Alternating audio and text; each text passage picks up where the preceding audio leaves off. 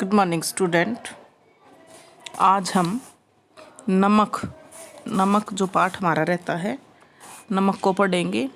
यह एक कहानी है बेटा। प्रस्तुत कहानी नमक में लेखिका ने भारत पाक विभाजन, जब भारत पाक बंटवारा हुआ था उसके बाद सीमाओं के दोनों ओर बसे लोगों की मानसिकता पर प्रकाश डाला है। साफिया और सिख बीबी दो ही पात्रों का अच्छे से जिक्र किया गया है यहाँ।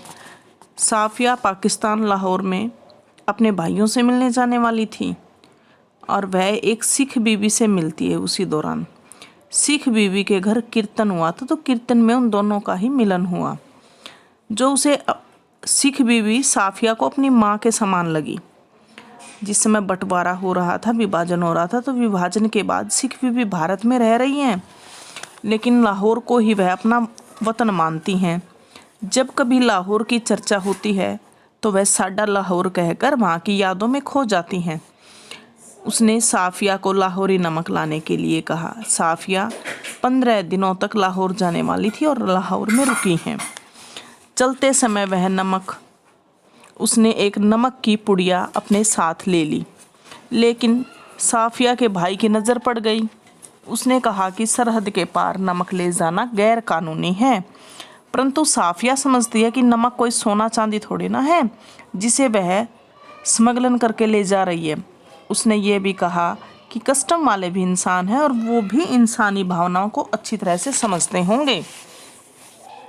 भाई के विरोध के बावजूद साफिया बीबी की पुड़िया अपने सामान में छिपा कर ले जाना चाहती है। उसने अपना सारा सामान बांध लिया। उसके पास सिर्फ 2 चीज़ें शेष बची हुई हैं, जिनमें एक तो किन्नू की छोटी सी टोकरी है, दूसरी नमक की पुड़िया है। साफिया को लगा कि इन दोनों को सरहद के पार ले जाना एक बड़ी समस्या है। उसने निर्णय किया कि वह नमक को फलों की टोकरी में छिपा ले जाएगी।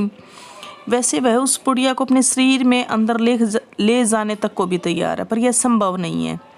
साफिया के भतीजे भतीजियों ने पूछा है कि फूफी जान, आप हिंदुस्तान में क्यों रहती हैं, जहां हम लोग नहीं आ जा सकते। उन सब के और साफिया के बीच एक सरहद है जो कि एक दूसरे को सगे संबंधियों से मिलने को रोक देती है, जिसे कस्टम कहा जाता है। अगले दिन साफिया को लाहौर छोड़कर भारत आना है। नमक की पुड़िया के बारे में सोचते सोचते साफिया को नींद आ गई। सपन में उसने सिख बीबी को देखा और फिर लाहौर शहर के विभिन्न स्थानों को देखा। करवट लेते ही साफिया के पैर किन्नू की टोकरी को छू गए। ये रसीले और ठंडे किन्नू भारत और पाकिस्तान की एकता के सबूत थे।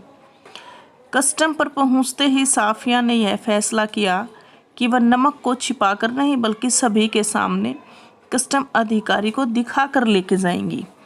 बातचीत करते समय एक अधेड़ आयु के कस्टम अधिकारी ने कहा कि उनका वतन दिल्ली है।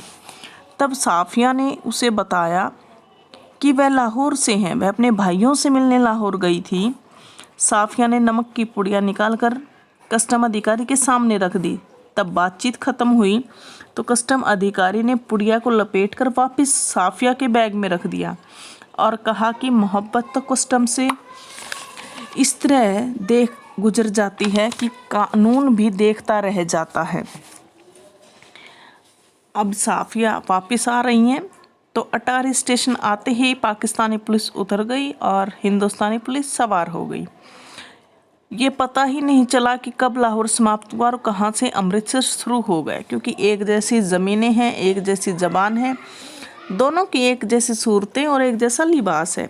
केवल पुलिस की हाथों की बंदूकों ने ही इन सब को अलग अलग और इनको अलग भौगोलिक अस्तित्व दे रखा है। भारतीय कस्टम अधिकारी को साफिया ने नमक की पुड़िया दिखाई। उस कस्टम अधिकारी ने न केवल साफिया को चाय पिलाई, बल्कि उस नमक की पुड़िया को देकर विदा किया।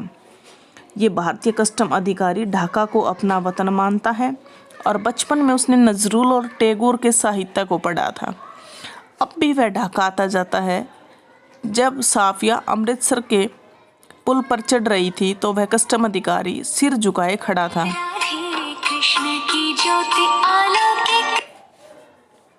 सिर झुकाकर खड़ा था और उसने वह निर्णय ही नहीं कर पाया कि किसका वतन कौन सा है और कहाँ है, वह जो कस्टम के इस तरफ है या कस्टम के उस तरफ है। बेटे ये चैप्टर रीड करोगे क्लास में, जो ऑनलाइन क्लास होती है उसमें पूरा चैप्टर हम रीड कर चुके हैं। कल टेस्ट रहेगा, टेस्ट के नेक्स्ट डे आज रीड ही करो और कल इसके क्वेश्चन आंसर टेस्ट होने के बाद क्वेश्चन आंसर भेजेंगे बेटा। Thank you.